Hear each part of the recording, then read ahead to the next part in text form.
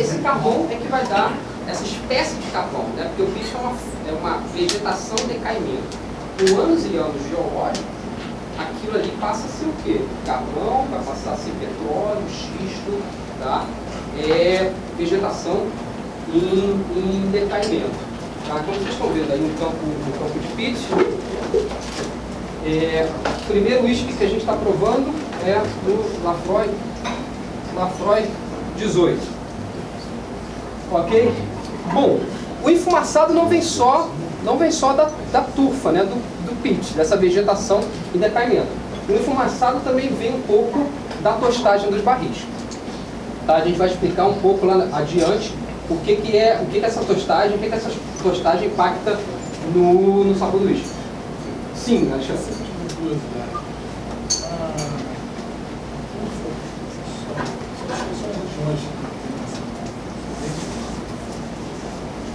Não.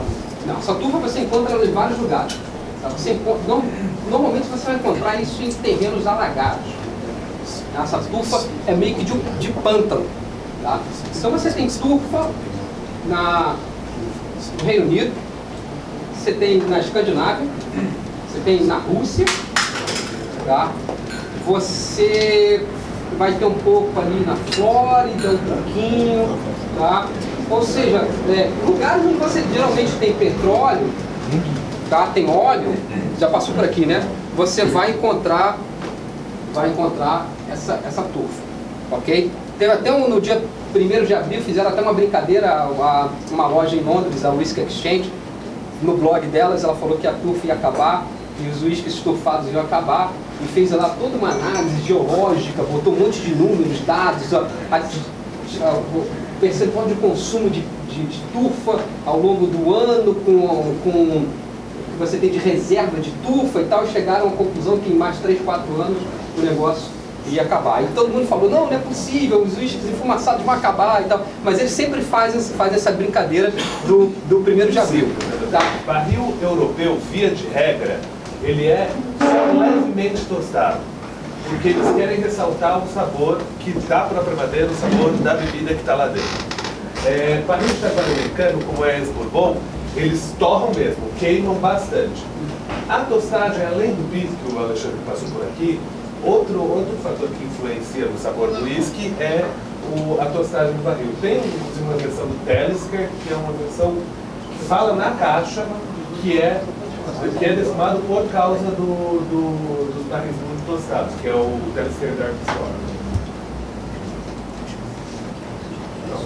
Falar agora de um dos meus whiskies preferidos, o whisky que fez eu gostar de whisky, na verdade. Eu descobri ele numa viagem internacional, estava com minha esposa num lugar, eu já estava mais ou menos assim. E quando eu tomei, eu escolhi porque eu não sabia o que era, escolhi pelo nome. E tomei e falei, nossa, isso é muito bom, lembra o nome? Esqueci, óbvio, fiquei muito louco. Lembrei só um ano depois, redescobri ele um ano depois. O Lagavulin 16, ele é a Lagavulin. A Lagavulin, ela é detida pela Diageo. Eles têm, ao contrário desses whiskies que vocês estão vendo aí, que tem um portfólio mais, acho que com exceção do Arber, talvez, que tem um portfólio maior de whiskies, a Lagavulin tem um portfólio bem reduzido, são 3 whiskies só. Eles têm esses 16 anos, que passa 16 anos em barril de bourbon, e eles usam ex-sherry só para manter uma consistência. Eles têm um Distiller's Edition, que é um 16 anos também, só que ele passa os 4 últimos anos no barril de carvalho europeu de ex-Jerez. Então ele é um pouquinho menos, dá uma impressão de ser um pouquinho menos defumado, um pouquinho menos medicinal, e é mais apimentado, tem mais frutas vermelhas e tal, que é a característica do barril de carvalho europeu. E tem também um 12 anos, que é 50, varia de lote para lote, porque ele é cask strength, 57%, 54% de graduação alcoólica. Cask strength significa que ele não é diluído. Ele sai direto do barril e vai para a garrafa. Então não tem diluição. Não vende no Brasil, a nossa legislação só deixa vender até 54%. Até 54%. E também, como varia de lote para lote, não tem como você fazer toda a legalização toda vez. Dão informação e eles não fazem intercâmbio de uísque. Por exemplo, o uísque da Suntory não vai para outra destilaria. Tá? Diferente da Escócia. A Escócia é meio que, é quase que uma putaria. Um pega do outro, empresta, pega. Ah, gostei de você, vou lá e compro a destilaria e põe no meu blend. É uma zona. Tá? O Japão, não. O que isso causa na destilaria? O que isso ajuda ela a ser grande? Para ela produzir uma gama variada de uísque, ela tem que ter tipos de alambiques diferentes. E para ter uma produção alta, não dá para ser um alambique de cada. Então, você vê aquele maior galpão ali, que é onde está a bolinha em cima, ali é só alambique. Dá uma olhada, compara só a casa do alambique com o vilarejo. Quantas casinhas não dão. Tá? Então, assim, isso força os caras a produzirem bastante. Como eles querem produzir com qualidade, isso, né, faz com que a destilaria seja desse tamanho. Tá? E eles, pelo fato também deles não pegarem o uísque emprestado, até como o Alexandre falou, né, falar, esse uísque ficou ruim, vende pro blend, o blend pega e ele some lá no meio. Lá no Japão não tem uma dessa, tá? Porque ninguém quer um uísque ruim na sua própria mistura, tá? E o Hakushu, ele tem uma, assim, o Alexandre pediu para eu fazer o Hakushu.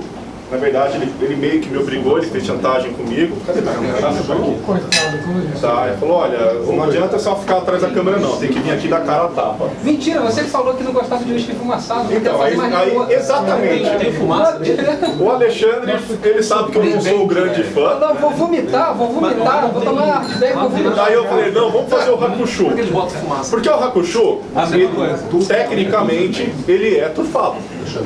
Quem aqui, depois de tomar os monstros escoceses ainda, quem aqui sente a turfa dentro desse cara? Muito pouquinho, né? Muito pouquinho. Ele tem uma nota que predomina muito mais, que o Alexandre até já passou a essência rolando por aí. Que nenhum dos outros uísques apresentados até agora tem. Alguém sabe dizer o quê? Sushi. Quase. Grama cortada. Ele sabe do cheiro. Ele é um uísque. O que ele falou? Grama cortada. Mas eu contei a bola pra ele antes de levantar. Cantou. Ele é um Mas uísque ainda ganhou ponto. herbáceo. Tá? O grande predominante dele é ser um uísque herbáceo. Você pega ali alguma coisa de menta, grama cortada, cheiro de floresta, mas não tem nada a ver com ficar no meio da floresta, não. Tá? Ele não pega cheiro do local que ele está colocado. É o seguinte, na verdade, os uísques envelhecidos que vocês bebem hoje, eles são frutos de uma crise. A crise do quê? A crise da década de 80. Ficou empacado o uísque. Década de 80, vocês lembram, né? O segundo choque do petróleo, quando é que é? De 79. O petróleo sai de 20 e poucos para $40. Tá um choque violento de custo que a gente tem na economia. Vocês lembram como é que a gente estava aqui na década de 80? A América Latina toda numa crise desgraçada. Tá? As taxas de juros sobem assustadoramente.